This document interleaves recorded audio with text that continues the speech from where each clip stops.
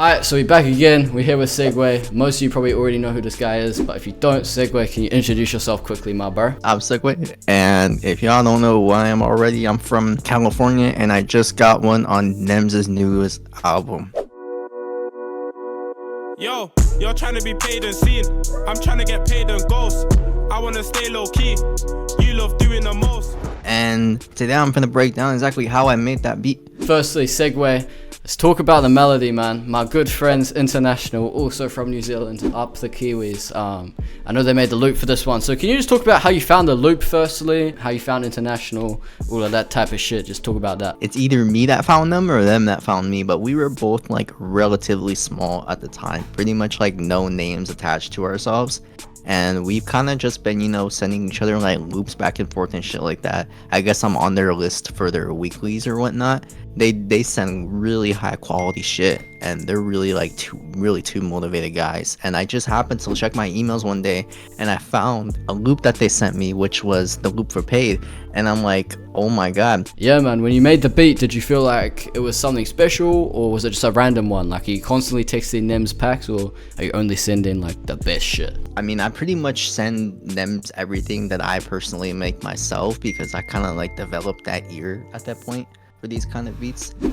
Bringing it back to the new album, Rent's Due, the paid song, if you could you talk about how Nemz ended up jumping on that specific beat and how paid sort of became the one that he chose to put on a tape? Good question. So Nemz, he's been looking at my type beat channel for a minute, probably a lot longer than I even realized.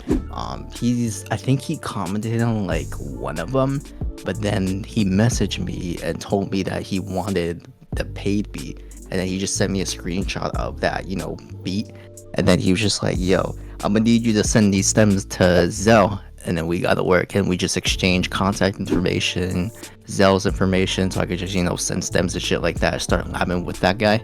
And then we kind of, you know, just started bouncing it back and forth from there. He just been kind of like, you know, catching on to beats from my channel. It just goes to show you never know who's like really like watching type shit. So obviously get your stuff out there as much as you can, because you never know who's gonna watch it. The original release of Paid is pretty different to the actual beat that I made on my channel. So basically I'm gonna show you guys my original take on it, and then you guys, by the time this video comes out, yeah, I've probably already heard the release version. But my version, the one that came out on YouTube, sounds significantly different because of, you know, Zell didn't tweak the stems.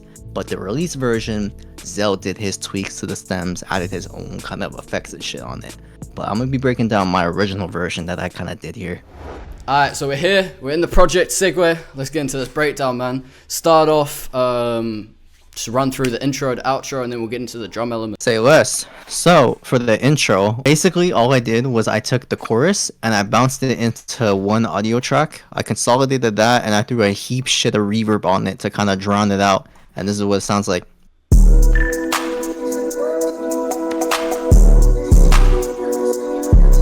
clean, bro, damn.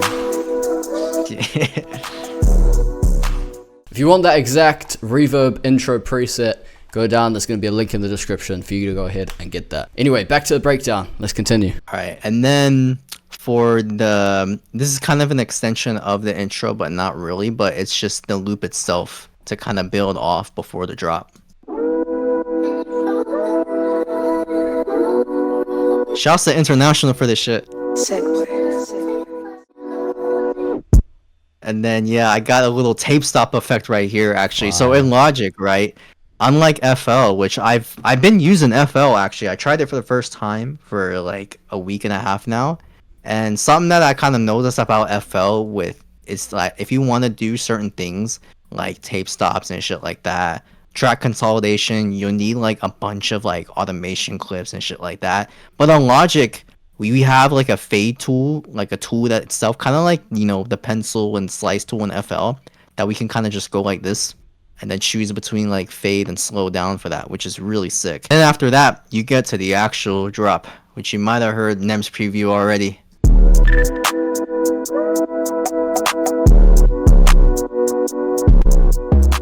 Now, obviously, this might sound different to what you actually hear in the official release by the time this video comes out, But this is the original idea that I had actually posted onto my Type Beat channel, which this is all before Zell put his spins onto it. So kind of interesting to see where it like first started out before he built off of that. I have this going on for another 8 bars, and then you have the chorus come up in a sec. Yeah, one thing I notice about this beat is just how simple it is, bro. There's so many pockets for the artist to jump in, and obviously leaves a lot of space for Nemz in this instance to go crazy. Yeah, so much room to kind of just, you know, go ham in. Like there's nothing really too crazy going on. Kind of like what I talked about with the spinning remix. There's not way too much going on, because I see a lot of producers try to add as many perks as they can, as many things as they can to try to keep people engaged.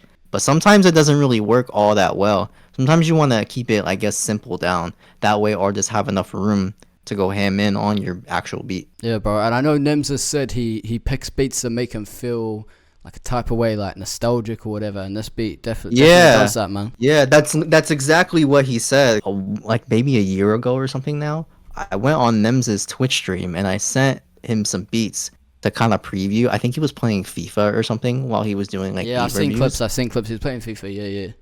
Yeah, and I won the beat challenge thing that he was doing, and at the very end, he kind of explained why he chose my beats over other people's beats, and he literally said that he looks for beats that are kind of like nostalgic.